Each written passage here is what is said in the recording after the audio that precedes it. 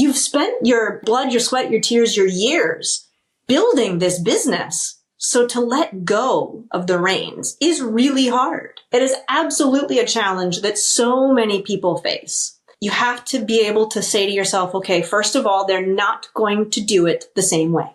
Am I okay with that? It's terrifying.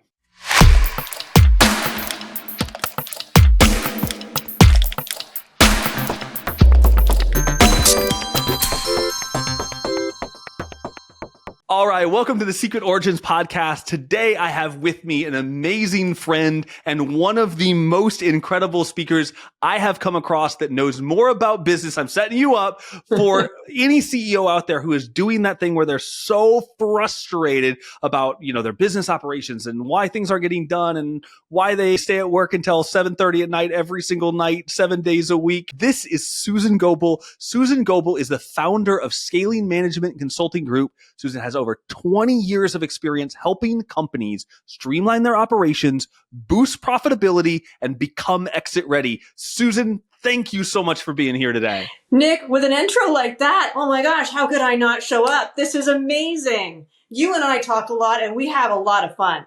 Immediately to the audience, I have to tell you that this is not a podcast interview. This is a total selfish ploy so that Susan will share all of her knowledge with me free of charge because she is brilliant. And if I could kidnap her and put her in my business, I would do it immediately. So my advice to you is get out a piece of paper and take some notes.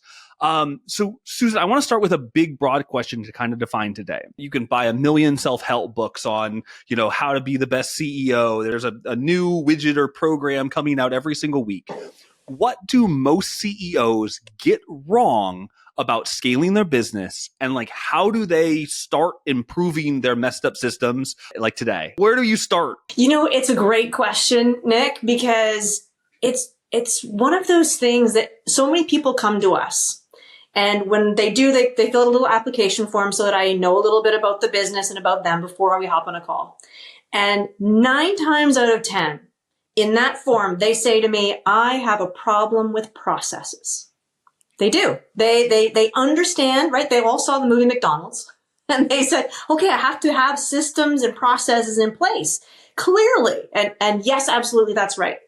When we go through the 1-hour deep dive conversation though, 86% of the time, I may be a numbers girl, 86% of the time, it's actually a team and people problem.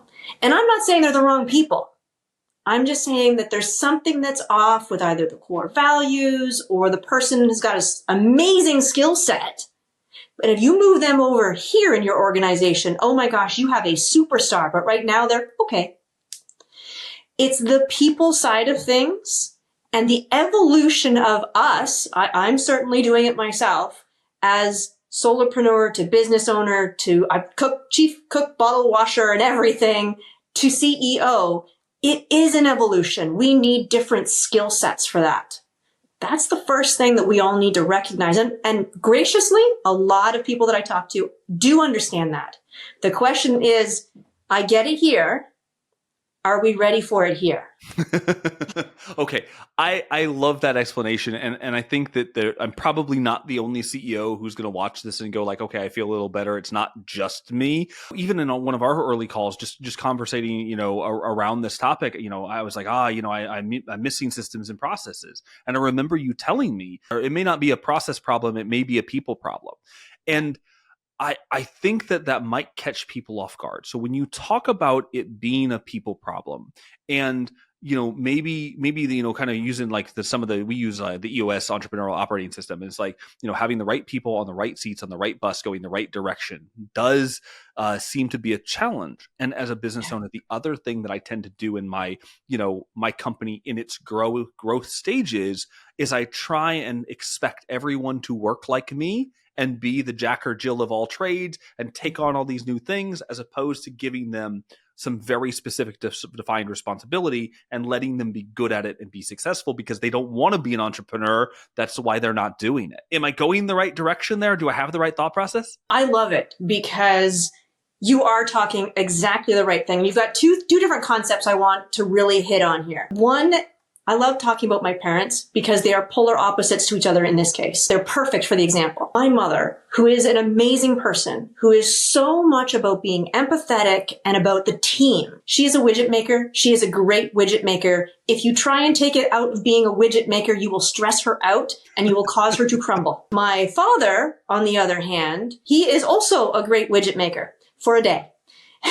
If he does not have problems to solve, it's not going to work for him. He wants to continue to lead and manage and hold accountable and put out all those fires and solve the complex problems. He thrives on that. So you have two different things when you're looking at people that you really need to understand who's on your team. That's the first thing. The second thing that's in there is the evolution of a business. We've all been there, right? We've started at one point, the business evolves and it evolves again. And I think we all know that the business will continue to evolve at a fast pace because change continues at a fast pace and macroeconomic level.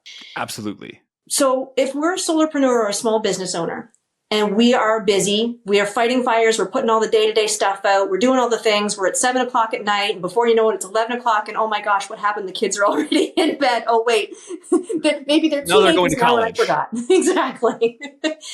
And when we ask people to help out with the business, oh, I need a fill in the blank, a social media person, somebody who to fulfill on client needs, whatever it is.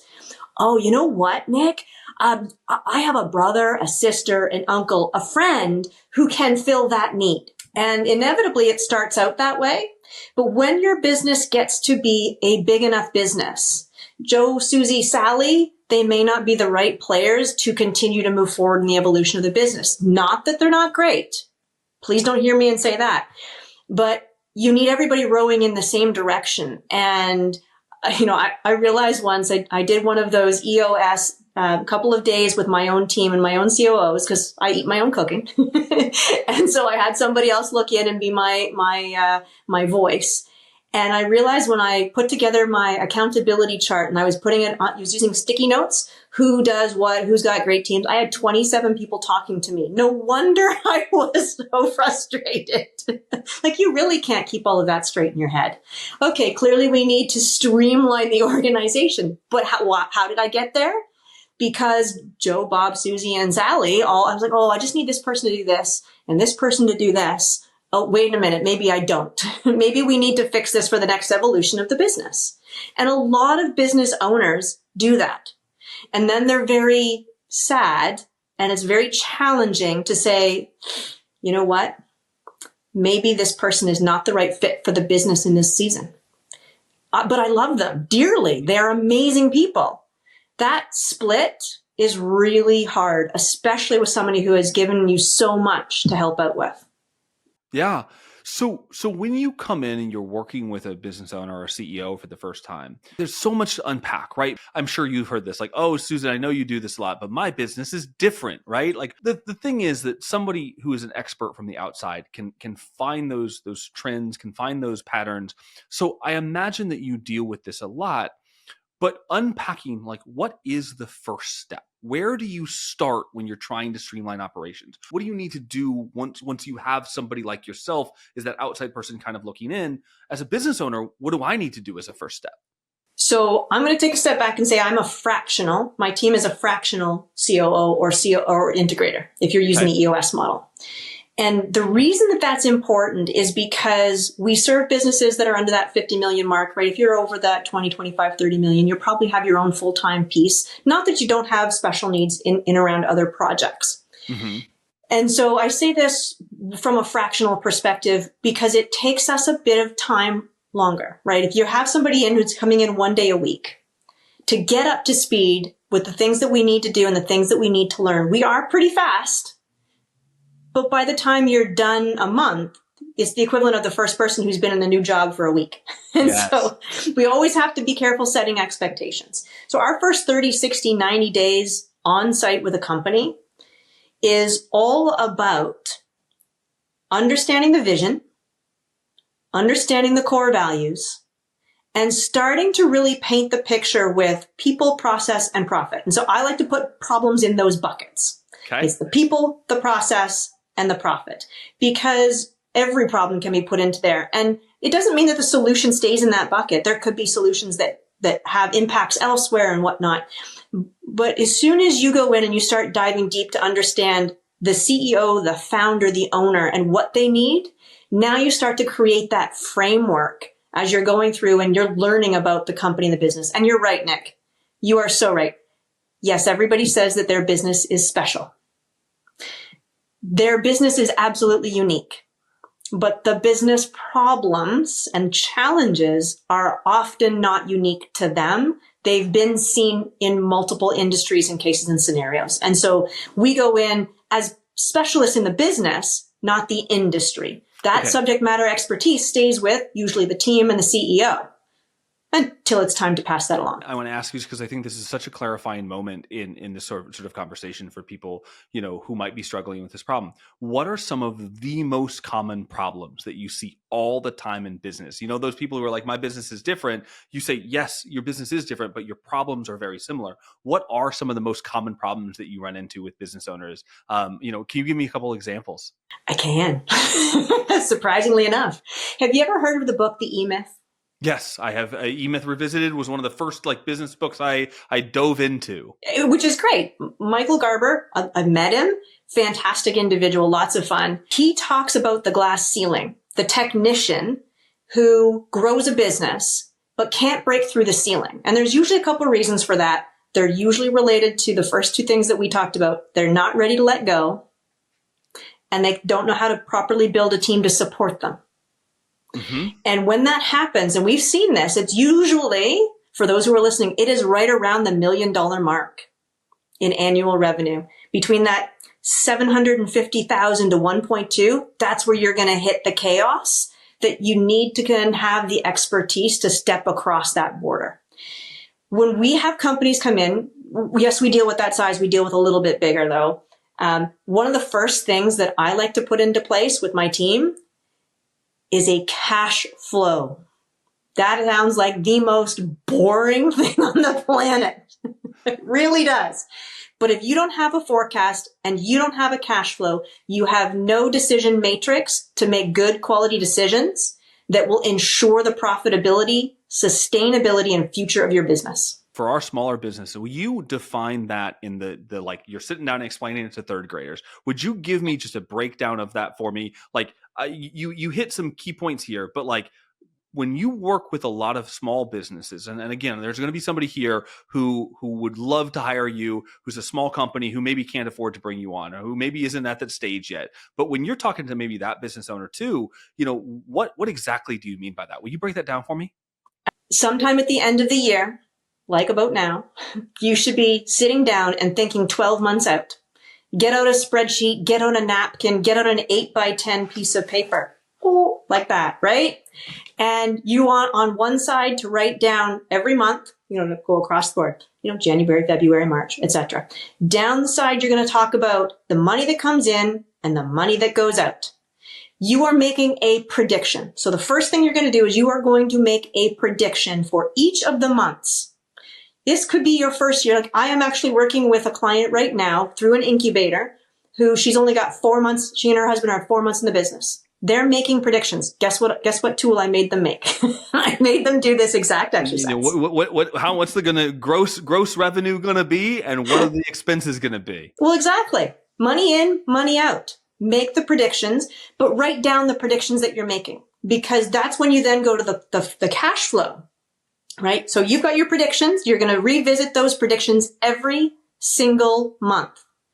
For the first 4 to 6 months, your question you're really asking yourself is, was I close?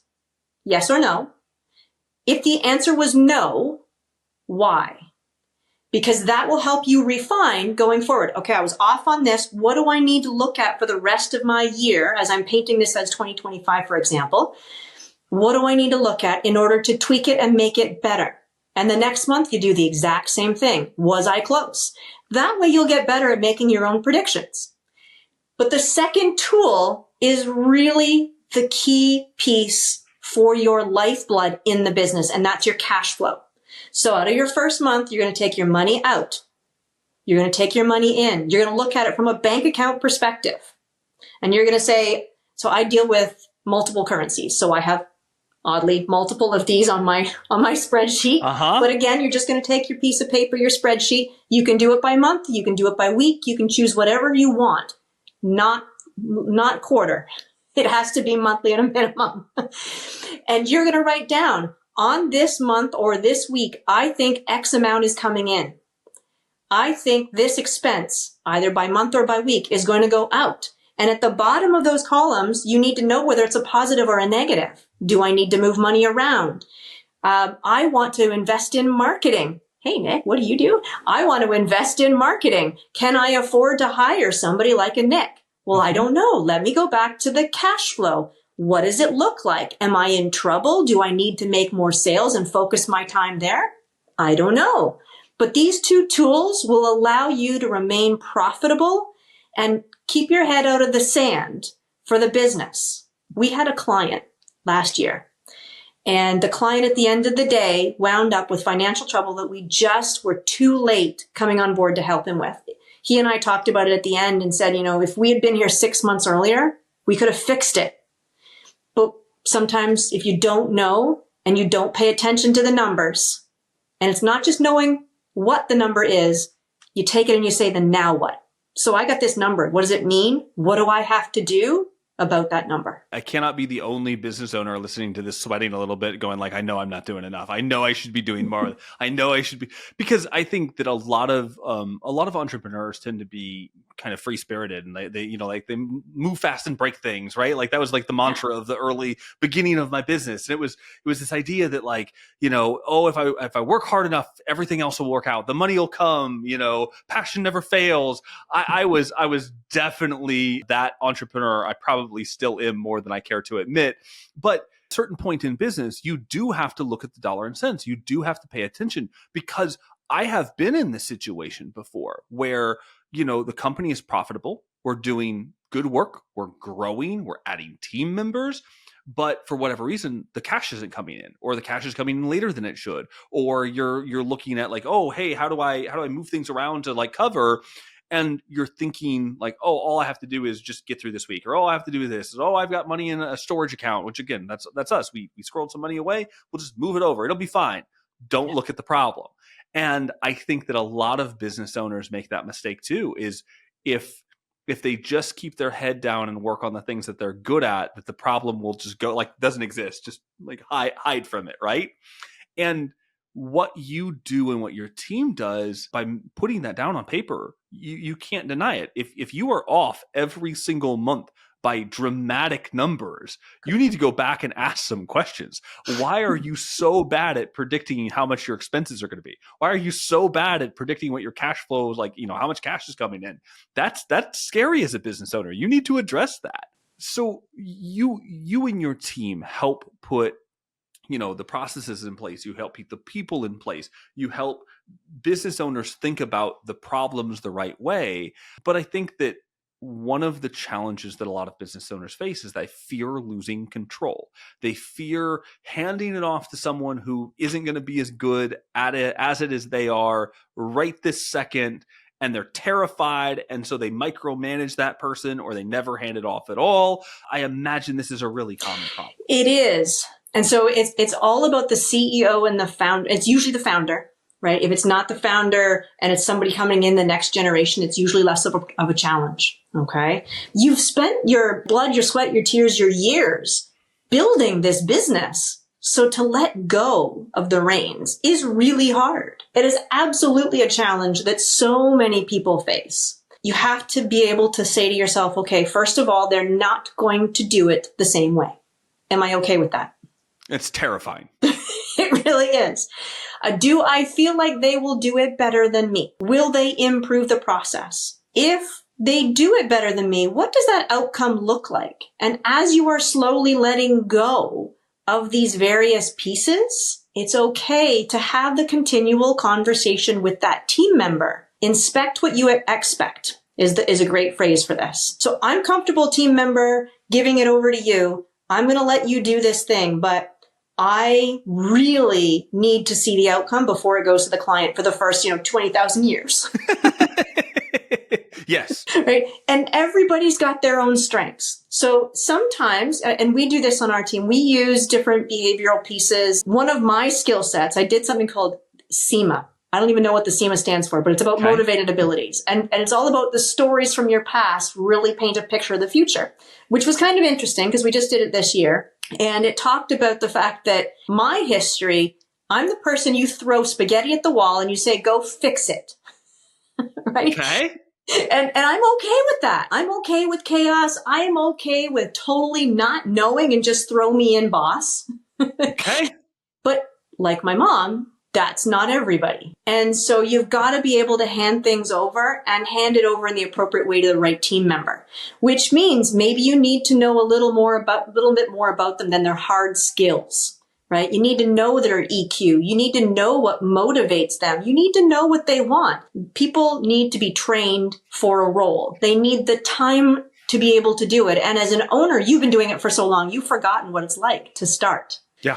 Sometimes as a learning curve is a little bit longer for some people and not others. So how do you properly, slowly drip that stuff out to them?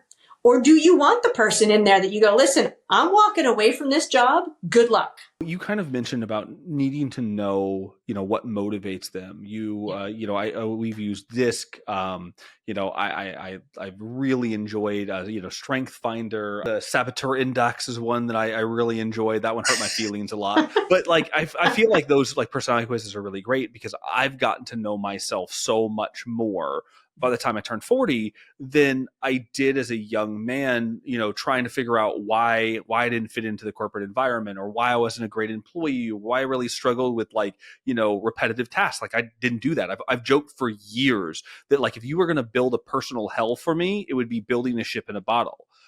Just sitting there and meticulous little detail. I don't do that. My wife has joked for years that I don't have a middle. I'm either all the way in or all the way out. And as an entrepreneur, those are skills that make me successful. They make me money. They're really powerful tools. They're tools that my clients love.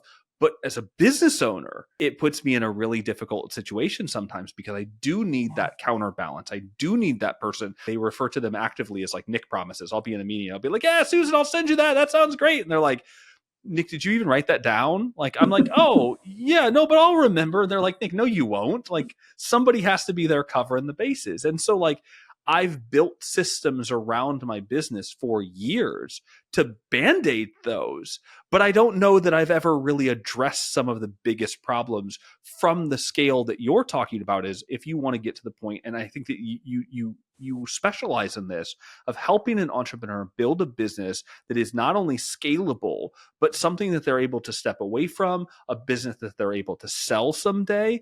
Because there's a bunch of statistics, and you might actually know these off the top of your head, about how many baby boomers are retiring as an entrepreneur with a business that their kids do not care about, but is successful, is profitable, and they're not going to be able to sell because nobody can figure out how to come in and do it, like they did. Oh, you have just touched on something that is so near and dear to my heart, because $10 trillion worth in the US alone in the next 5 to 7 years in businesses where the owner, the founder, is ready to retire and move on. This year, I've been encountering, obviously, a bunch of them because I seem to come across them every week, where they're literally going, I'm just going to close shop. I'm all done. And it's not even those businesses that are ready to retire, but you need to, as an owner, as an entrepreneur, the thing that we hate, because I really resonate with you. My COO says I do not have an off switch. No wonder we get along so well, right? The good news is I can take off my CEO hat and put on my COO hat when I need to. Good. I have no COO hat. It's really important. I've also encountered this year people who have gotten diagnoses of terminal cancer, a case of a suicide, a case of a murder.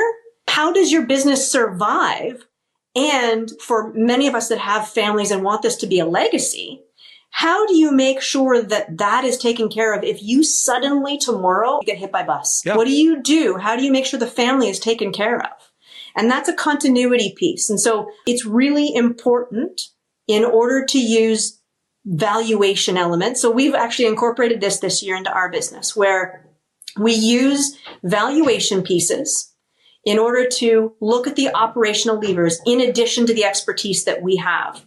And so it's so much fun to watch these business owners. We've seen a couple now that have added $1 million in their value. Now, here's a fun stat for you that I just learned. You ready? Yes. Most business owners, 85% of their wealth is in their business. Oh my gosh. That's a huge number. So why not focus on it and make it profitable, scalable, and that way you're exit ready, even if you want to just walk about for 2 months, like, whatever you need to do. Robert Kiyosaki wrote the book Cash Flow Quadrant. And I want to say that as a business owner, when I was trying to figure out how to scale, that book, like the first chapter of that book was probably the biggest kick in the gut ever of like, you don't own a business, you own a job. And I think that his litmus test was that if you can't walk away from the business for 2 months and have it not only survive without you, but grow without you, you don't have a business. Like you are not an entrepreneur as he defines it. But the thing that you said that like grabbed my attention, and this is something where I do geek out just a little bit, is the idea of instead of using how much is your business worth so you can list it on the market and sell it today, the idea of using the business valuation as the benchmark for how successful you are today. Now that immediately appeals to me. And I want to tell a quick story here is I have had clients, so my business has just celebrated its 10-year anniversary. And I have had clients that have paid me every single month without fail for 10 years. I have never once not been paid for them in the existence of my business. They pay every month on time. They're great clients. They're very easy to manage. They're people who I consider friends.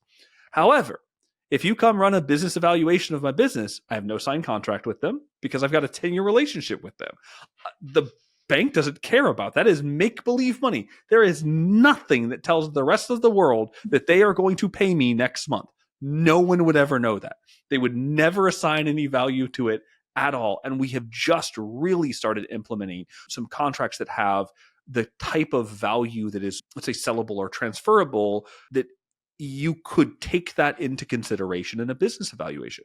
I always thought that I'd look at the last 12 months of how much money I made and I would show it to somebody and they'd be like, wow, Nick, you're such a great business owner. We'd like to buy your business for lots of money. And now I'm an old man sitting on my front porch going, remember the glory days of marketing, when everything was going great. And then my business just closed up shop. Every business owner I know needs this talk. Every business owner needs to know a specific word. Okay, give it to me. And you said it, and I'm going to repeat it. Transferability. Okay. It can't rely on Nick. That's key man risk. It can't rely on Nick's operations manager because that's also key man risk. Define key man risk for me. I want you to give me the soundbite definition of what is key man risk and why do I need to know this word? One man or woman holds it all. And if they're not with the business folds. You don't want that. I know way too many people who have very successful businesses that have key man risk. A lot do because they're small businesses. I was just having a conversation with somebody who specializes in family successions yesterday. And that first generation in particular, so you and I believe are first generation owners of our businesses. And when we look at it, it's really important to say, well, part of the reason we started it was so that we could get a paycheck because we needed to pay the bills. We needed to support the family. Now, a lot of first generations have that thought, and a lot of small business owners have that thought for all the understandable reasons. To make it the maximal value, saleable asset, to make it transferable, you need the systems, the processes, you need to have the people in the right seats. It can't all be in Nick or Susan's head, because if Nick or Susan sell the business, then it's gone. It can't all be the relationships are only with Nick or Susan or founder or owner because they may not continue if you sell the business. Well, now's maybe the time to, when we rock the boat, now I'm going to just, evaluate. Do I want to stay there? It's not Nick anymore. And so I'm glad to hear you are putting the pieces in place, right? That just, even if it's just a little agreement, just a little subscribe button on your Stripe account, These little things make it recurring. And now you've mitigated some of that risk because there's a bit of pain of disconnect. That's probably been the biggest shift in my mental focus is realizing that we have had some projects that if I would go back and tell young Nick Skovgaard, oh, we're going to land this project and here's what the value of the project is going to be. And somebody's going to give you a 50% deposit for this amount of money. I would have crapped my pants. Like there was no way that I would think that we would be doing projects as big as we're doing sometimes ever. But what I realized is a lot of times that seemed like a lot of money. And then the project would end up taking 2 or 3 or 4 times longer than I thought it would. And then that project is over and that money is gone and that money's been spent and there is no new revenue. So now I've got to go find that new revenue. Whereas even a much smaller dollar of MRR, monthly reoccurring revenue, can be a lot more impactful to the scalability and the growth of the business. And you honestly just hit something that I'd never thought of, and the transferability. Because if you have MRR with a proper contract in place, that's a heck of a lot easier to transfer than a one-off contract that I went and got because I have those connections and I have these skills. As soon as I'm out of the picture, the key man risk, poof, gone. You mentioned a minute ago the idea of starting to take a look at your business in as far as like what it's worth if you were to sell it, and use that instead of an exercise to try and sell your business, but to try and grow your business instead. I honestly don't know how to do this. So if I wanted to sit down and figure that out, I think that single-handedly this exercise could have a huge impact on the business that I am growing and building, because as soon as I looked at those numbers and realized where those gaps were, just like the person you mentioned, I think that I could add, $1 million extra to my revenue on paper by doing some things right. How do I do this? It's easy for me. Okay. Again, problem solved. Hire Susan. There you go. There you go. You need to really look at the areas of concentration. So put your buyer's hat on for just a minute. If I was to look at your business, you'd run away screaming. I would not run away screaming. Okay, you might. Everybody else would. For all those listening, though, that do have businesses, you take that, physically go to the other side of the table and say, if I'm going to buy the business, what do I want? Yeah. I want X amount of profitability in the business. I want a team that knows exactly what they're doing, that I don't have to train, I don't have to teach them. Is it a strategic piece for me? Is there something in there that has unique to who we are? It's unique to how we approach. It's unique to how we acquire clients. Do you have repeatable processes to acquire clients? Right? Because Nick, you just talked about it. You go, you get the big project, the project is done. You still got to go, now you're still in the feast and famine. You might as well be the solopreneur. It's like, hey, Nick, where are you going to go get the next big project? And I go, well, I don't know. It'll just fall out of the sky for me because it has for 10 years. I've built the relationships and I go to the events and somebody picks up the phone and says, hey, you're a smart guy. I'd like to work with you. And then something falls in my lap. There is no one on the planet who wants to buy that business, especially if I'm not in it. Smart and creative. By the way, you missed creative. I'll take the compliments. I need them right about now. If you haven't told your viewers about the telephone booth, you really have to. Okay. All right. They can stop by and see it. Oh, I know. So cool. Okay. When we brought on the valuation tool and we decided to bring on this lens that we wanted to include and look through as operators, as for us, a unique way of doing things, we sat down and we created 100, yes, I said 100, 100 questions that we needed to answer in order to truly understand where the areas of leverage actually were. But then you pile on top of that look through the business from an acquirer's perspective. You go back to Robert Kiyosaki, and great question. Can you walk away from the business for 2 months and have it do as well or better in the time you were gone? Absolutely not. It'd be smoking rubble by the time I got back. Or is that a story you're telling yourself? Yes, maybe it is. I don't know.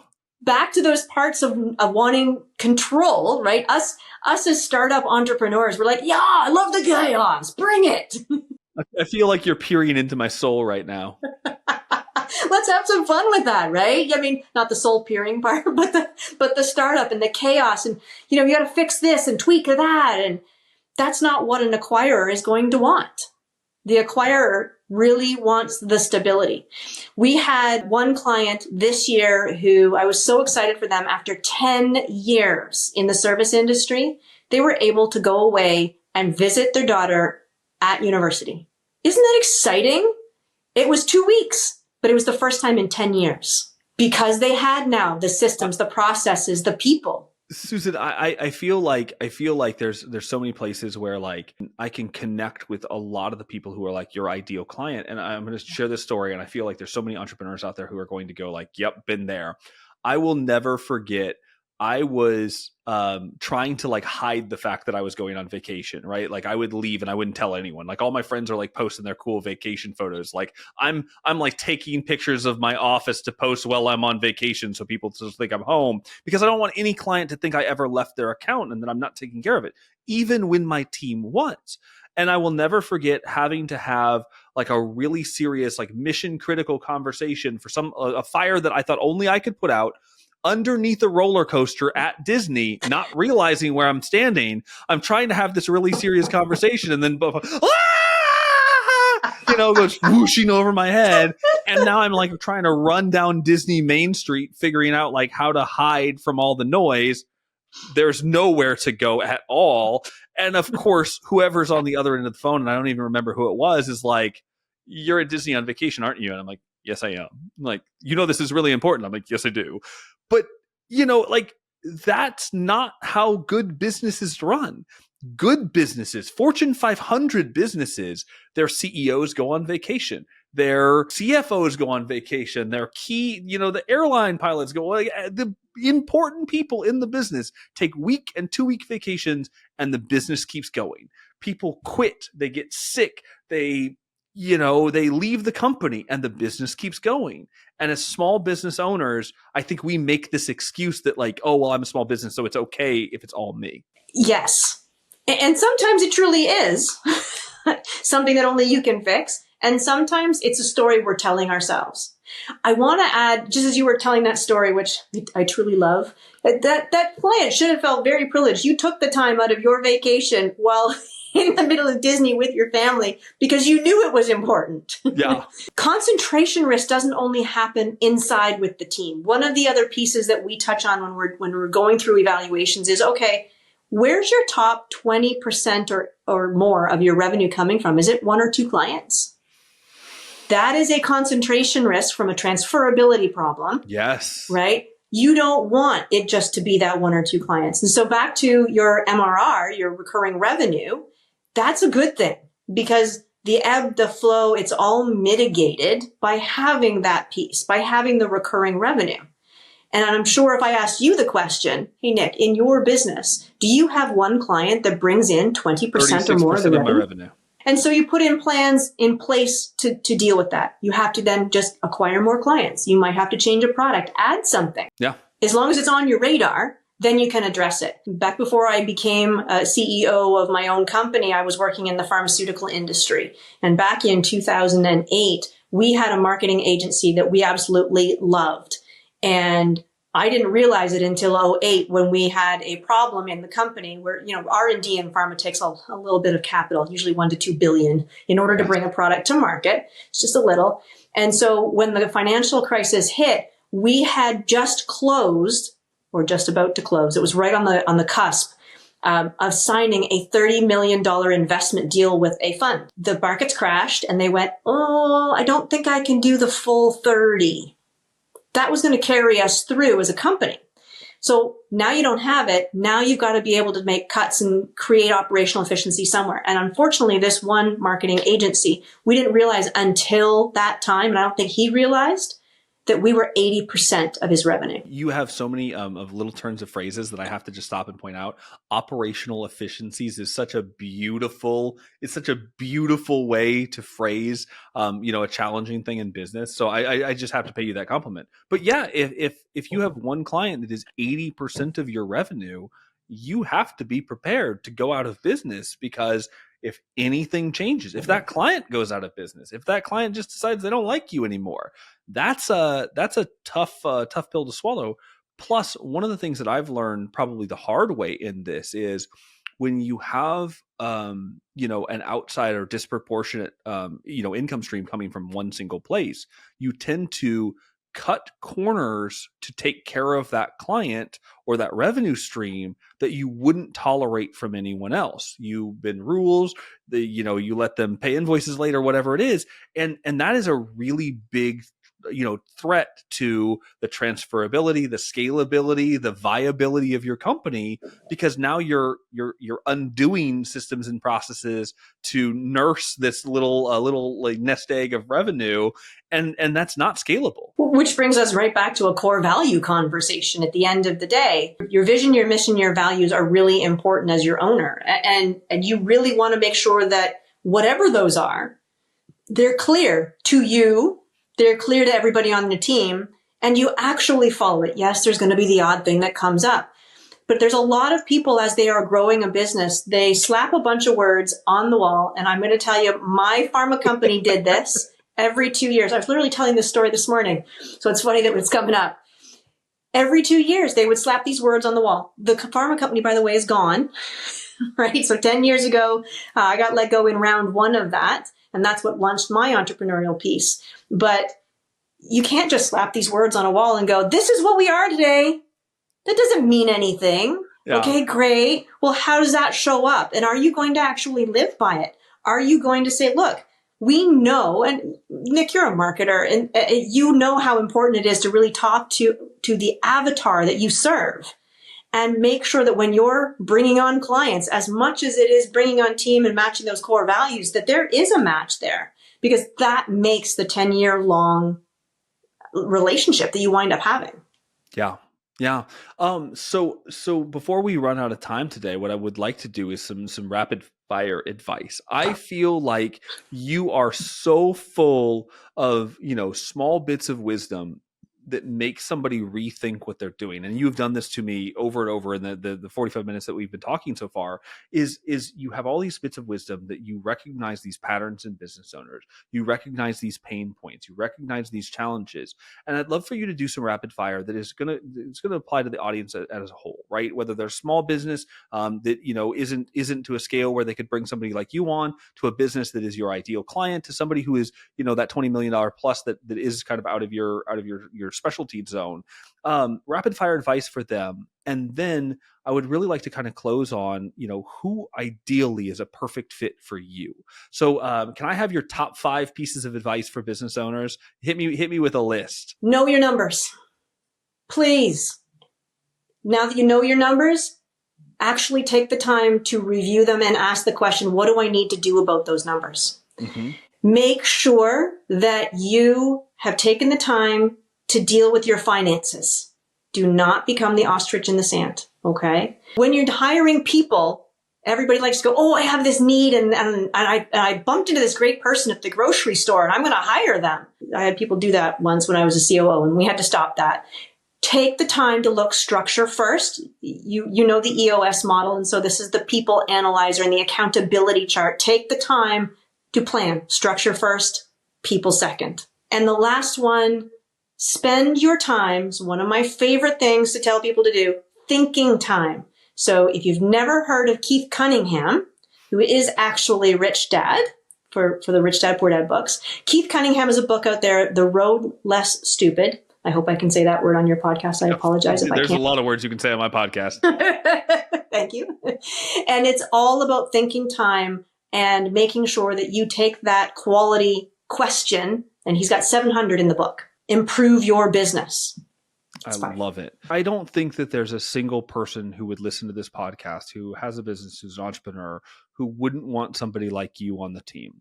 What makes someone a perfect fit for your business? Oh, they are a 7 or 8 figure business owner of a privately held company, and they know their business can do more, but it's stuck. And so if you sit down with that person, they have the opportunity to grow under your advice and leadership there, and they spend a year, I don't know how long this normally takes, 6 months, a year, 2 years with you, what do you ideally hope to help them accomplish?